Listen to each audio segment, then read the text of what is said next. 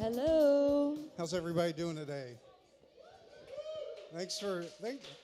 Well, what a what a warm welcome. Thank you. My name is Pat, and this is I'm Jessica. Jessica Forsyth. And we are part of the Austin, Texas Musicians nonprofit. Before we get started today, I'll tell you guys just a little bit about Austin, Texas Musicians. If you don't already know, if you haven't already been exhausted by me preaching the gospel, but we've been around about 6.5 years as a nonprofit here in Austin, serving Austin musicians. We occupy kind of a very specific lane in that we do a lot of policy and advocacy work for Central Texas musicians. If you've applied for or received the Live Music Fund, that was one of the first projects we had that we created with the city. We've also created, thank you, Laura. I know you got the grant. She's clapping because she got the grant. We've created a city standard pay rate of $200 per musician for all city-sponsored performances. We managed to get $11 million out in pandemic relief to musicians and venues. We're working on some big projects this year as far as creating a downtown creative hub, free parking. That's real wood, yeah. And safe escort, an anti-theft text solution for all your gear that keeps getting stolen, and a lot of other stuff. So I could go on and on, but please feel free to talk to me at any point today, and I'll tell you more. Please follow us at ATX Musicians on Facebook and Instagram and Twitter. And we also have our private OG Facebook community group that started in 2008. That's still going strong, so please join that group. Jess, can you tell us a little bit about some of the great events that we do for our community? Sure.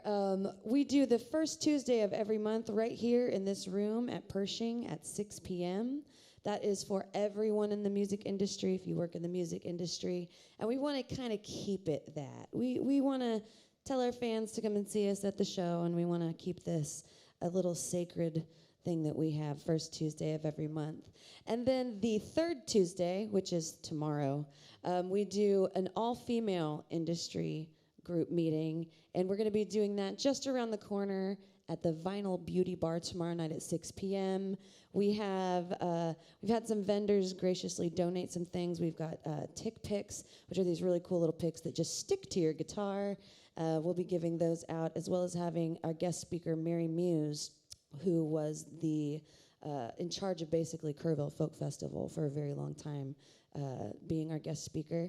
And then Pat and I also run Austin, Texas Music News, which we do a lot of stuff with the community, trying to spread awareness of things going on in the music. Look us up at atxmusicians.org.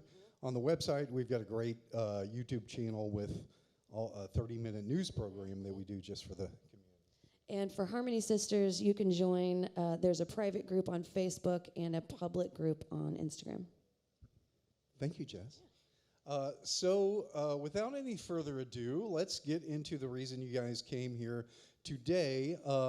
We want to really, start. We've done, well, I guess this will be our fourth panel now, and we want to really offer the community a lot more professional development, education courses. This thing will be online later, so if you miss anything today, if you have some friends who missed it today, they'll be able to watch this later.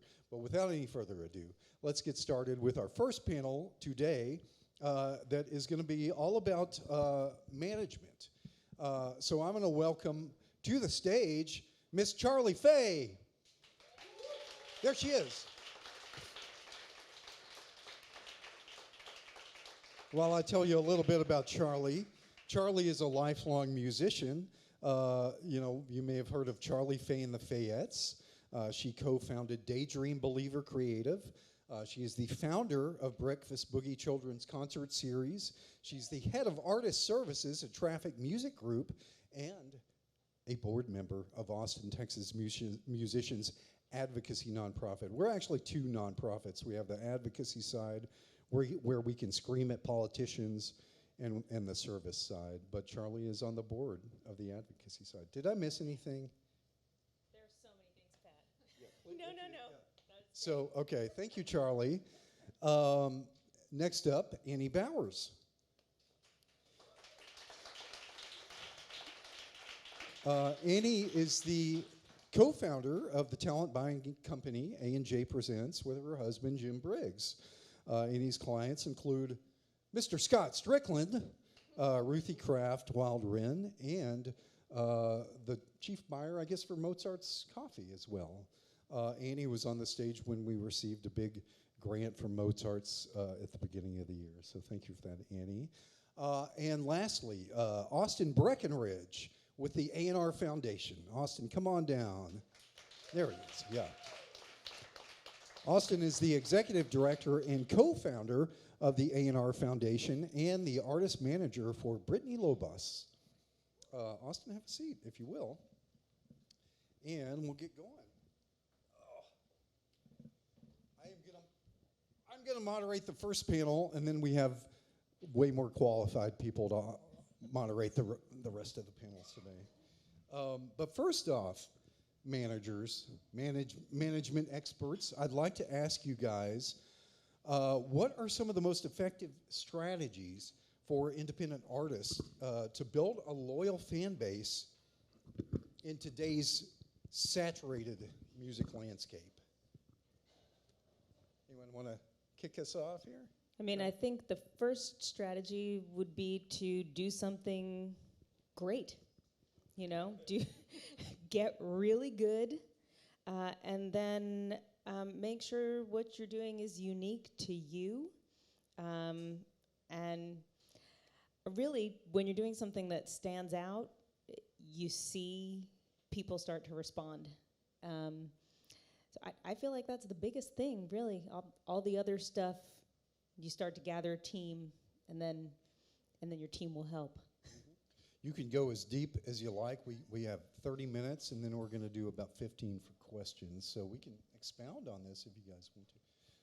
Yeah, Annie? For me, my artists and Scott will know I'm like big on data. So for me, one of the biggest things I recommend is anyone that you come into contact with, whether it's online or in person, making sure that you ask them to follow along on your journey. Get their email address, get their name, know what city they're from, so that you have that information and you can start to spread the word where it makes sense, when it makes sense about what you're doing. I should have gone first. Oh, man. No, I'm going to echo both of those, almost kind of in a three-tier piece here. One, yes, first and foremost, do something unique, but do it unique to you, right? There are trends that exist, but trends, they do this. They come in, they go away, just like platforms do. But being unique to what you're doing is the crux of it all. Once you've put that out into the world and you've started to get people's attention, yes, 100% collect their data, because that's how all your business decisions are going to get made on the back end. That's how the industry's been doing it for decades, only we're now getting the tools through various technology platforms to do it on our own if we want to, right? And then further than that, leverage that data to create unique experiences, to build relationships, because nothing will get you further in this world than relationships with your fans, people within your industry. It's about getting the phone picked up, the email answered, the button clicked, the wallet out, right? At the end of the day. So I think leveraging all of that in conjunction with one another is how you create that. Let's dig in just a little further on this question before we move on. So it's not just about buying bots for my Spotify streams, but let's talk a little bit more about how you can create kind of this unique identity and develop your fans. Yeah, so I think that face-to-face interaction when you're at the independent level is so powerful. So it's one thing, you know, if you're out playing gigs to have, I know most musicians will have a sign up with a QR code for maybe tips. They'll say their name over the microphone.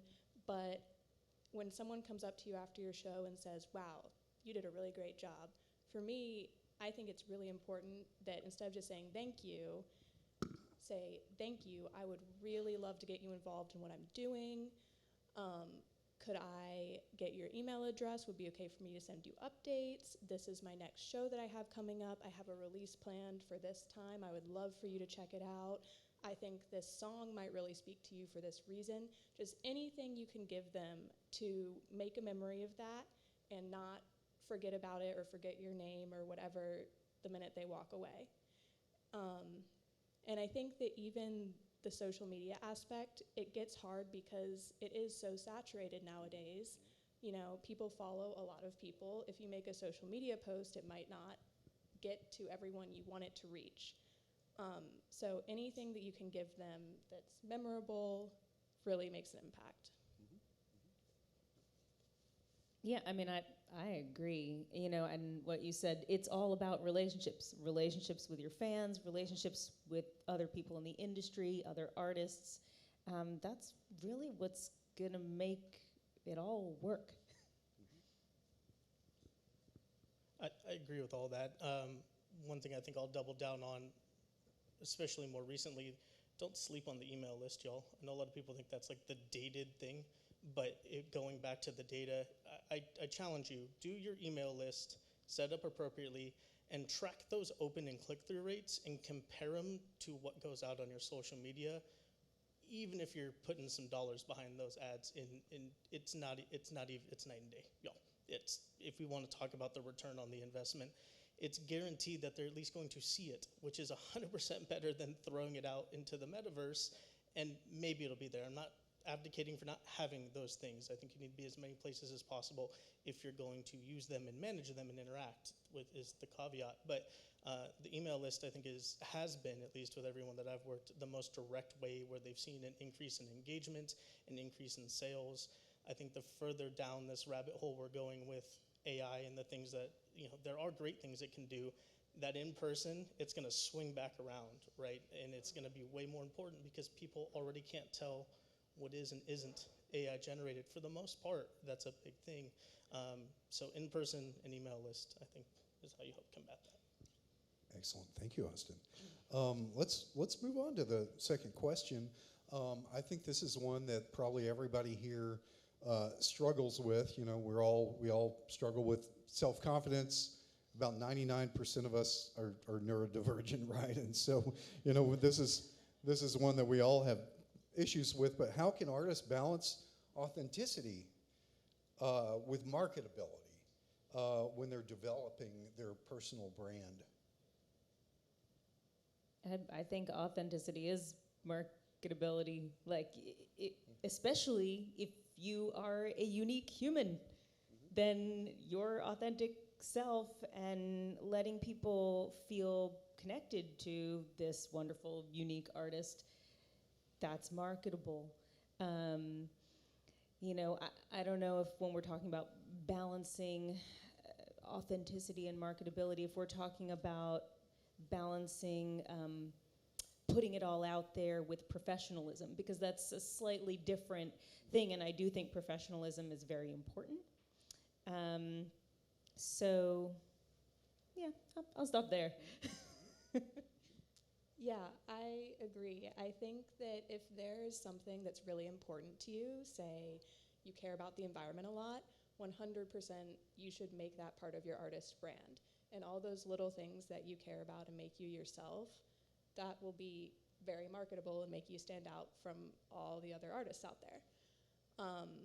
But that isn't to say that every single thing you do, if you really care about the environment and that's part of your brand, it isn't to say that like every song has to be about the environment or all of your cover art has to be about the environment.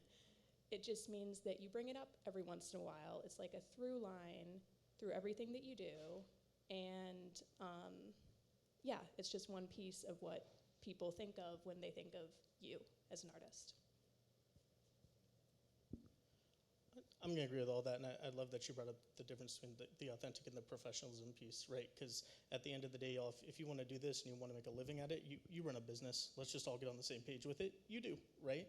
And so there's some things that come along with that, right? And you do have to make some judgment calls sometimes. And how far you push the envelope depending on what climate you're in. And that's not in any way telling anyone to put a lid on what they believe in or what they feel. I think the beautiful thing about music and art is that we get to express that in a very awesome, creative way that other people can't and often don't, right? In fact, we get hired by large companies to do it on their behalf because they don't know how to do it, and you have those skills. But that being said, there's a big difference between sticking true to what you believe in and how you want to present it, and then also being aware of your surroundings and your environment, right? I kind of as an offshoot example real quick, I went to a Rise Against concert like a decade ago, and it's no secret how political that particular band is, and I love them, and I've followed every album. Halfway through the concert, they stopped and essentially held a 45-minute PETA rally. I support the living daylights out of PETA. Was it the time to do it? Maybe, maybe not. Half the audience liked it, half the audience booed and left, right? Judgment call. They're a much larger band, they got away with it. But you want to consider when to fight your battles on what the belief sides are, and then, where your creativity falls in on that too. I'm so glad this came up because, I think there's some great examples in the room of exactly what we're talking about. I don't mean to call any one person out, but one of our next panelists, just because I'm sharing a chicken sandwich with her back there doesn't mean I'm trying to call her out, but she's created this great platform to talk about some of her background and her challenges, and that's become part of her message. So we'll hear from McKenna Michaels in a bit. But let's move to the next question, unless anyone else has anything else to say on this one. Well, I will say, just as one example, there's an artist I work with, someone who I remember. Yeah. The first time we were putting together an official PR campaign for them, there was a conversation around, they were like, I don't know if I should put it out there that I'm neurodivergent. I'm not sure, if I want to be sharing this in this way. And, we were talking about it. Fast forward to, they were asked to do a song to be featured on the telepathy tapes. And now, it is totally out there that they're a neurodivergent artist, and they're getting asked to do more and more cool stuff that is just right in their lane. So I think in that way, the authenticity piece and being like, this is what's unique about me, it helps. Yeah, I love that. Anybody else on this one? Yeah, I just, it's great to see how artists are embracing that part of their personalities, because we don't want to be like everybody else. We don't want to copy other musicians, and more I see, our community embracing their own personal brand of weirdness, for lack of a better term, and it works. It really works. Let's see. Why does this keep scrolling for me? Just, this It's like, thing move has on, Pat. I think that's exactly what's happening. What role does content like social media, video, newsletters, play in music marketing today, and how often should artists be engaging with their audience? I think it plays a huge part as far as how often. I think that a lot of that is dictated by coming back to the data conversation, like paying attention to your peaks and like what type of content your particular audience is engaging with, right, and which ones they're not. And I'm going to tie this back to we're a business, right? A retail store is not going to keep a product on a shelf that's not selling. There's no matter how much they believe in it, right? Anyone that's worked in that space knows, like, get the deal with H-E-B, great. You can't sell through in 6 weeks, you're off the shelf. Don't get me started on end caps, right? So same thing goes with the content and stuff you're putting out, right? If it's not generating traction, there's usually a reason behind it. Maybe we need to tweak it and try something different. Could be verbiage, could be the way people are consuming it, could just be a subsection of your audience, right? And so you have a global audience, age difference, gender difference, that all, they consume things in different ways. So I think paying attention to that and seeing what does and doesn't work, and I know that doesn't sound like the fun side I enjoyed, I get up in the morning for it, but it does tend to lead to a more successful, sustainable, career in the long term. Yeah, obviously it's really important to be communicating with your audience, with the people who want to see what you're putting out there and what you're doing. Yeah, I think it just depends, like, with the type of content you make, depends what's performing well, what's not performing well. I agree that the email newsletter is very, very important. It's one of the only ways to make sure that someone actually receives something nowadays. Yeah, so I think just being consistent with it and paying attention to what works and what doesn't work as far as engagement, that's really the gist of it, I think. Yeah, I actually have a question for you guys because I believe, I'm, as managers, we all come at management from different angles, right? And mine is definitely not specifically marketing. I always want to work with someone who is a marketing specialist because I'm not. But what do you guys think about the text lists? Are those working as well as email lists? I definitely recognize the importance of the email list for my artists, but now the text list is becoming more of a thing, so I'd love to hear what you guys think of that. I have not tried it out with my artists because I know that some people really don't like receiving marketing texts, but I know for a lot of people and for myself, it has worked. When I get texted that someone's performing a show, I'm more likely to remember it and respond than if I get an email. I'm here for it, but in certain contexts. So specific to I have a show coming up or I'm going to be in town. And then also making sure, much like every other piece of marketing, that they have the opt-out piece, right? Because there are some people that just don't really like it. I have found giving people the option of what to sign up for when they're coming into your ecosystem is the key there. Having those hey, how would you like to be communicated with? Check all these boxes, right? It's just keep that compliant part. I know that's not what we all think of creatively, but us as managers, we have to, right? Like they hit that button, you got to give them the out. But I think in certain scenarios, it works really well. Blasting it out as much as I would do, like especially if you're doing like an every other week kind of email lists, I've seen people drop off pretty fast. So, but. It's very interesting. Can we have a show of hands of people who do the text push as artists? We do have some here. Okay, interesting. Yeah. And then how about newsletters? Let's just see a show of hands on that. Yeah, quite a bit more. Okay, interesting to take note. At what point in an artist's journey should they consider hiring a manager? And what should they look for in a good manager-artist relationship? Just hire you guys, or what? What else? No.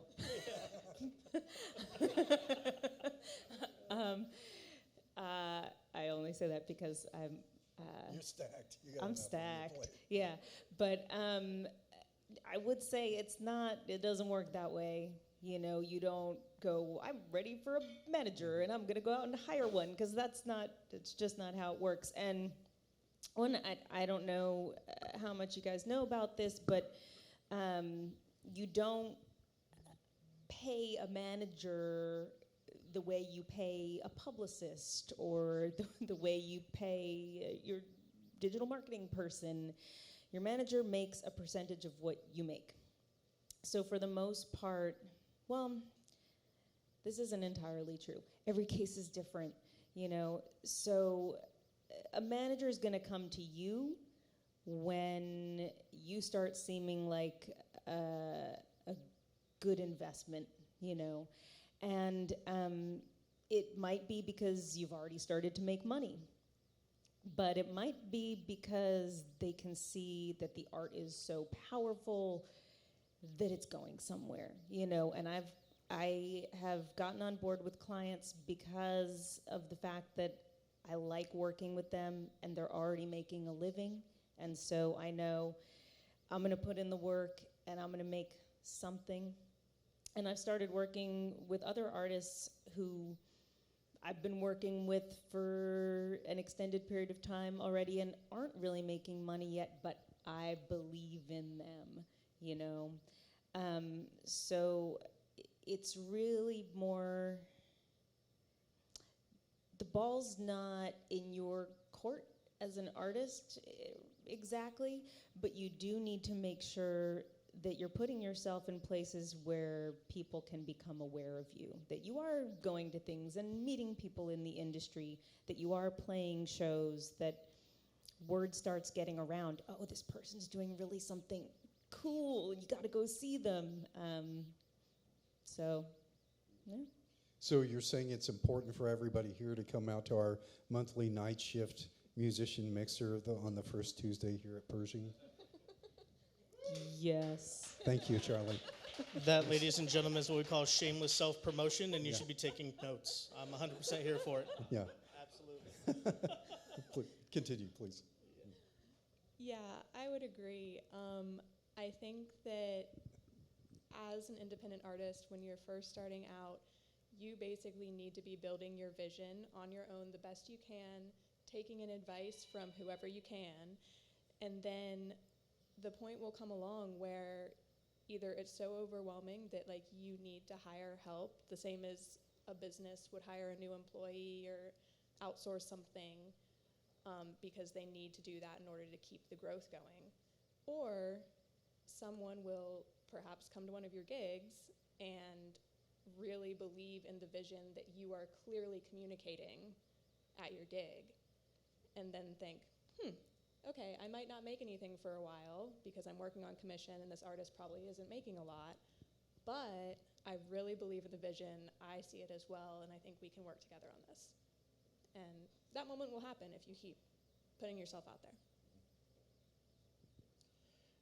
Yeah, mine's going to be a spin-off of that.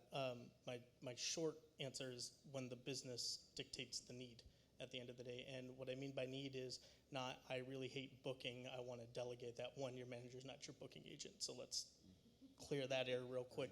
But those other administrative tasks, if we don't want to do them or we're scared to do them because we don't understand them, doesn't mean you need to bring someone from the outside in to do them, especially if the business isn't operating and generating income. There is a risk we take as managers, right? That is an investment on our time, but 10% of nothing is nothing.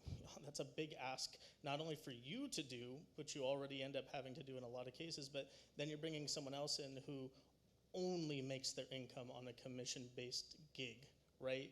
And if we're not there yet and we're not thinking like a business to at least a little bit of an extent, and these other markers that they've talked about up here, it's really hard to want to invest in the artist that way, right? And so you got to take the time, and that's the hardest part, is it takes time. But I agree, being in front of people, networking, honing your craft, being really good at what you do, and then I'm going to add one extra bit in there too, like taking the time to professionally develop a little bit on the back end. Give yourself a bit of business acumen. It's going to go a long way, right? That's a partnership, and hopefully a long-term one. The better business partner you can be, the easier it's going to be for you guys to get along when your manager has to have those business conversations with you about certain things maybe you want to do, but your balance sheet's not going to let you do right now, despite how badly we want it. So that would be my advice. Thank you, Austin. Yeah, thank you. Last question. What are some let's talk about goal setting. What are some realistic marketing goals that an emerging artist should set in their first few years, maybe even the first year, and how do you measure that progress? The first year of what? Of being an artist? Well, let's say, that's a good question. Don't think about marketing in your first year of being an artist. Yeah, there we go. But, I mean, your first year of, I don't know.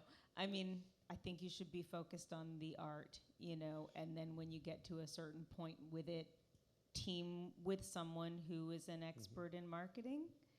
That's my take. Unless you really are interested in that stuff and are going to be good at that stuff, focus on the art, not the marketing in the beginning. Well, let's say, just to clarify, like, say I just started playing music around town and I'm doing pretty good, and then the next year I'm like, well, I should probably consider doing this thing for real.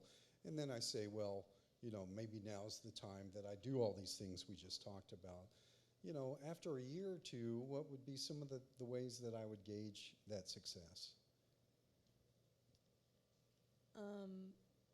There's no way you can put a specific number on it, Sure. but paying attention to all of your marketing channels, and just every month or every quarter, just taking stock and thinking, there's so many ways that you communicate with people who may start following you early on. The email list is one of them. Check the open rate, see where people are clicking on it, all of that. social media, checking your engagement, and just see what's working well and what's not, kind of like we talked about earlier. And if things are growing steadily or things are growing rapidly, that's great. If things are not growing, then look at what's performing well, what's not performing well, and try to make some changes till you see something. Yeah, I agree with it. This is probably where more of my business manager response kind of like, as you said, measurement of how you do it, right? Are you making money? Is marketing converting to dollars? Because we could have the greatest marketing in the world. We can all see that we can have 1 million plus people on Spotify, and we currently know how that pays. That doesn't translate into sustainability. I know plenty of artists that have millions of streams on Spotify and can't live off of that, right? And that's just one revenue stream, right? But paying attention to, you know, are they opening it in the email, the newsletters? What are the click-through rates? How much of that is covering over? And I think this is where you start to talk about marketing and sales intertwining a little bit, right? And then, you know, you've got that other component of PR. PR should get the attention. Marketing should pick up where PR leaves off. You've got their attention. The billboard worked. Marketing gets them in through the top of the funnel. Sales closes the deal so you get money in your bank account so you can eat tonight, right? Having that tiered approach. So marketing, I think, gets a lot of the lion's share of the attention, but it really is only one piece, and it's not actually the piece that makes you the money. That's your ability to close the deal, right? Sometimes that's at a show with a great performance, and that $25 t-shirt is more worthwhile to me to support you than the 5 beers I was going to go buy at the venue and not remember the next day, right? So thinking of it in that context, I think will help. I always come back to, yes, numbers, but are they turning into dollars? And I know that's a harsh way to think about it when we're a creative mind, but you got to eat. If you can't eat, you're not going to be able to write, you're not going to be able to perform, you're not going to be able to do all these other things. So Yeah, absolutely. Thank you, Austin. Anything else to add on that? I mean, yeah, as far as like markers of success, I think that's going to look different for everybody, you know, and it may be something you're specifically aiming for, or it may be something that you weren't even thinking about. But I mean, when you see butts in seats, it's a good sign. You know, when an artist you respect asks you to come out and open for them, that's a marker of success. You know, making money, definitely, but, you know. That's great. Well, we have about 10 minutes for questions, and I'm sure we have a lot of them. Who's first? Let's see. We have hands up? Yeah? Oh, yeah. Amethyst. Thank you, Jeremy. Thank you. I have a question about, like, specifically, I've heard about apps that, like, help with editing videos specifically to, like, help have better hooks or, like, make them more formulaic. Do you guys recommend using an app or something like that, or if you know of any that help with that kind of thing, or should we, like, focus on trying to be more unique, or what you were saying before? I just know that there's always, like, there's the formulas that seem to work technically, but I was curious y'all's opinion on that and, like, using something to help do that better, I guess. I think going back to what Austin said, it's great if that can help you grow your following and help grow your engagement. But if it doesn't translate into people actually listening to your music, coming to your shows, and buying your merch, making you money, then that's not going to be as worth it as actually having those meaningful connections with a really loyal fan base. Gotcha. So, Thank no you. reason not to try it out. Yeah. Who else? Right here. Well, Jeremy's running mics for us. Thank you, Jeremy.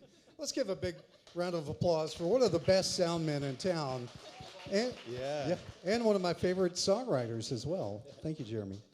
And what's your name? I'm Kirk Smith. Kirk. Nice to meet you, brother. So I'm really grateful for things like this where people are sharing information, and you know, there's a lot of access we have to information, Indie Bible, and lots of online people, you know, doing stuff and saying this is how you should do it. And I feel like I have a tremendous amount of information, and I've sorted through it, and I kind of know what I need to do.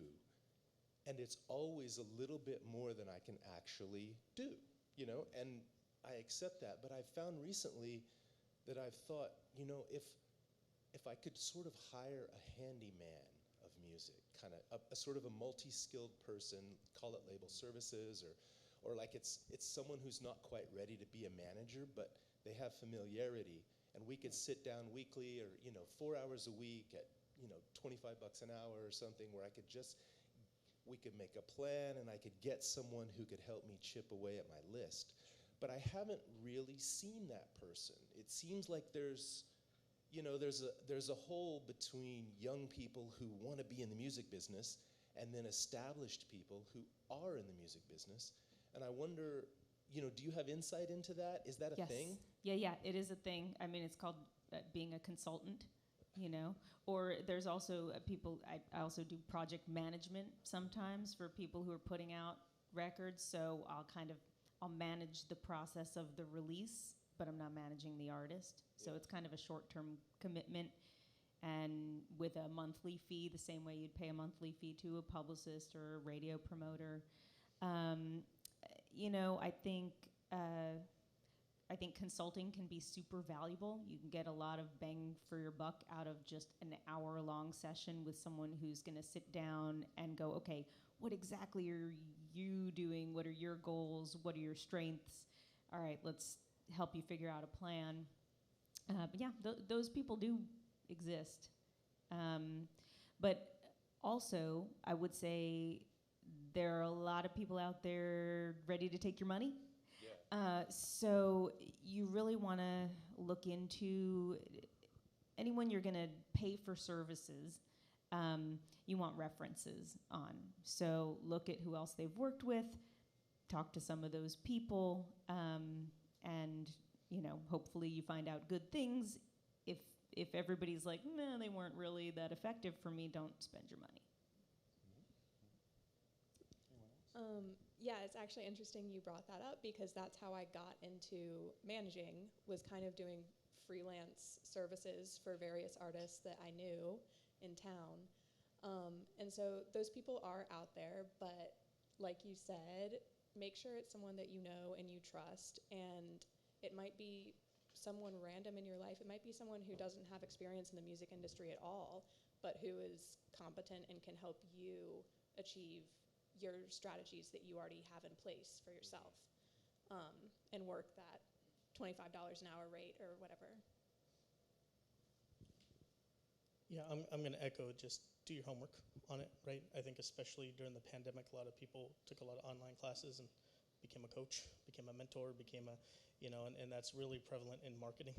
Yeah. And, when people know that their particular clientele, if you will, are struggling in that area, and they're a little more apt to hover towards who's going to take this hefty thing off my plate, people get taken advantage of. The other piece of that, I want to be mindful of the Q&A, but I will talk to you because my organization does exactly what you're talking about, and ours doesn't have that thing attached to it. So I'll chat with you. But yeah, we exist. We're here. Love it. Who's next? I think right back here. Gentleman with his hand up. Yeah. Thank you, Jeremy. What's good, y'all? And what's your name, sir? I'm John. John. Hey, I had 3 questions. You can ignore any of them you don't want to answer. Okay, all right, so I'm going to go from this side to that side. So, Pat, you talked about the closed Facebook group that the organization has. Yes. So, obviously, that's great information.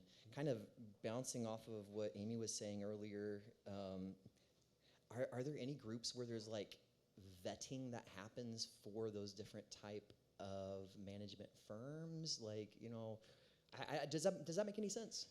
Absolutely. I can tell you that within that group, the whole reason that group was started in 2008 by a musician named Nakia, if any of you guys know him.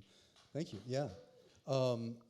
Was basically just to be an online bullshit detector, right? Cool. Where musicians can talk about, if they're getting, they can talk about venues, they can talk about, we see stuff all the time. And there was somebody just the other day posted about some online sync publishing thing that turned out to maybe not be the best thing in the world.